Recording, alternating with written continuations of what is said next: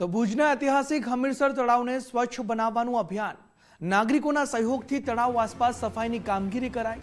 યુવાઓ, નગરપાલિકા, સામાજિક સંસ્થાઓ, સ્થાનિક લોકો મોટી સંખ્યામાં આ અભિયાનમાં જોડાયા હતા। તળાવમાં પડેલો કચરો અને પ્લાસ્ટિક દૂર કરવાની કામગીરી હાથ ધરવામાં આવી। સ્વચ્છતા અભિયાન દરમિયાન લોકોને પર્યાવરણ જાળવવા અપીલ કરવામાં આવી છે। સફાઈ દરમિયાન તળાવ કિનારાના વિસ્તારો પણ ચોખ્ખા કરવામાં આવ્યા છે।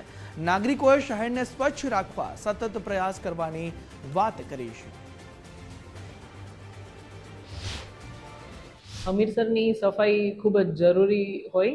આપણે બધા જ સિટીઝન્સને એવો અનુરોધ કરવામાં આવ્યો હતો કે આપ પણ શ્રમદાન કરો અને નગરપાલિકાનો સ્ટાફ સાધન સામગ્રી સાથે આપની સાથે રહેશે અને આપણે હમીરસરને એક સુંદર તળાવ બનાવીએ એવી અનુરોધ કરવામાં આવ્યો હતો।